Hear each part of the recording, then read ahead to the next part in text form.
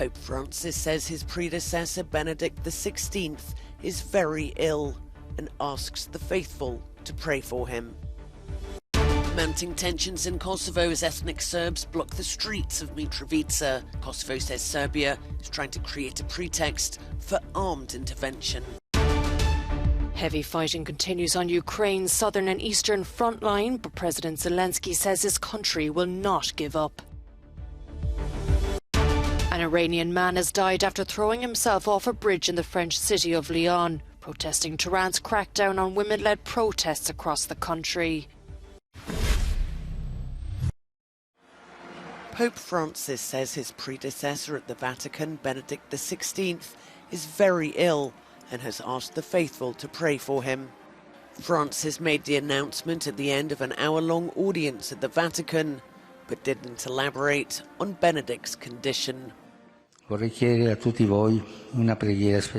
would like to ask you all to pray a special prayer for Pope Emeritus Benedict, who in silence is supporting the Church, to remember him because he's very ill, asking the Lord to console him, to support him.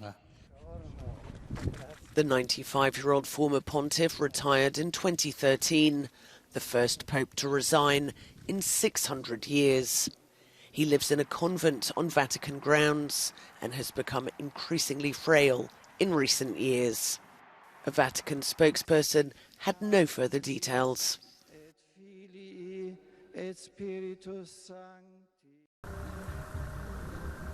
More roadblocks in Mitrovica, a northern Kosovo town divided between Kosovo Serbs and the country's majority ethnic Albanians. Kosovo says Serbia is trying to stir up trouble to provide a pretext for an armed intervention in the former Serbian province. The idea of the Serbia and Russia together is to try to make conflicts and crises anywhere where the Western has a role, and to increase this kind of instability in the region, to increase the influence of Russia and Serbia in the region. On Monday, Serbian President Alexander Vučić said he put the army on its highest state of alert to, quote, protect our people in Kosovo and preserve Serbia. The main issue is the Serbian barricades, which are only a form of protest after everything they did, the foolishness and nonsense they've invented to create conflicts. Earlier this week, Serbia's Defence Minister Miloš Vučević visited an army base near the border with Kosovo, an ominous sign of the increasingly strained ties between the Balkan neighbours. Western efforts to reach a negotiated settlement have failed, with Belgrade refusing to recognise Kosovo's independence.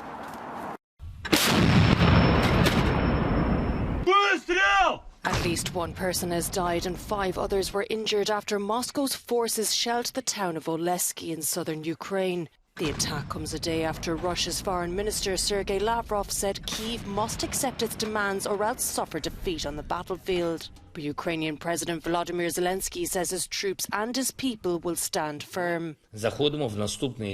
We are entering a new year and must retain a common understanding of our national goals, he said. Of course, this is the liberation of our land from the enemy, as well as the restoration of Ukraine, the return of our people home, further cooperation with key partners and the beginning of new opportunities. These are all tasks for the near future, and not only for the state, but also for each and every one of us. In Kherson, mourners gathered on Tuesday for the funeral of Natalia Ryashkova. The 47-year-old was killed when her apartment building was hit by a Russian missile. Attacks on the city have not stopped since Ukraine's forces liberated the territory in November. Some 30 kilometres northwest of Kherson, this small village is in ruins. The few residents left are bracing themselves against plummeting temperatures as the harsh Ukrainian winter sets in. As Russian President Vladimir Putin faces growing isolation on the world stage, he has sought to consolidate ties with a number of former Soviet states at an informal summit in St. Petersburg. In Buffalo, upstate New York, there's so much snow that state and military police are ordering motorists to stay off the road. Some people have been trapped inside their cars after large amounts of snow fell in a short time period, killing dozens in the region. So I want people to understand there's a lot of roads that are completely blocked right now that have no access whatsoever. And people are trying to drive on these roads or trying to get into these neighborhoods, and they can't.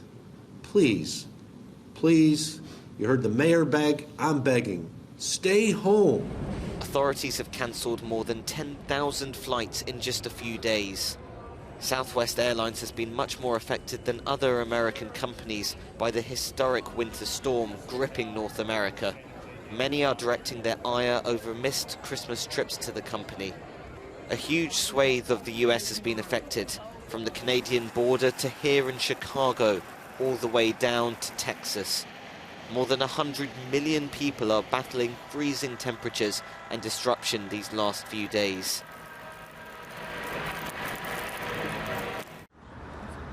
A small crowd gathered on Gallieni Bridge in Lyon on Tuesday to pay tribute to Mohammed Moradi.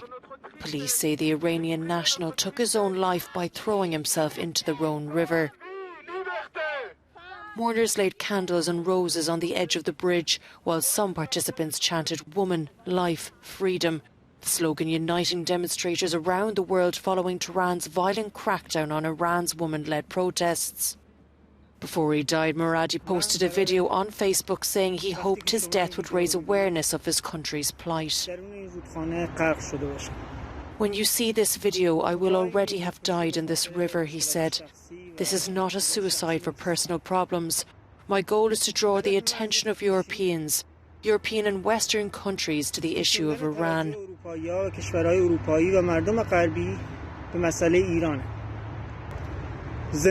Long live freedom, woman, life, freedom. Iran has been gripped by protests since the death of a young Kurdish woman, Mahsa Amini, in police custody in mid-September. Oslo-based group Iran Human Rights says so far close to 500 protesters have been killed and at least 100 risk execution. On Monday, Iranian President Ibrahim Raisi said there would be no pity for those who show hostility and blamed enemies of the nation for mass unrest. Russian President Vladimir Putin has signed an order banning the export of oil and crude oil products to countries that have imposed price caps. It's the long-awaited response to the ceiling of $60 per barrel applied by Western countries on Russian oil. Putin says the ban will come into effect from the 1st of February and will last for 5 months, although the decree includes a clause that allows him to overrule it in special cases. The price cap on seaborne oil from Russia was agreed to by the European Union, the G7 and Australia earlier this month because of Moscow's war in Ukraine. It aims to diminish Russia's revenue and stabilize energy markets by allowing EU-based operators to ship the oil to third-party countries, provided it's priced below the cap price. European countries are already suffering from high energy prices due to the loss of a lot of Russian gas imports. It's not yet clear what impact Putin's decree will have on oil prices, but some analysts are suggesting it may prove to be largely symbolic. Countless people stranded at the U.S.-Mexico border have had their hopes dashed after the U.S. Supreme Court voted to uphold Washington's controversial COVID-19 restrictions. The Trump-era policy, known as Title 42, gives immigration authorities the power to quickly expel people who entered the country to apply for asylum. The Biden administration's attempt to lift the ban was blocked on Tuesday after 19 states challenged the measure and the Supreme Court backed them with a 5-4 ruling in their favor. I believe that the large number of all the people who come now are going to try to cross illegally through different points.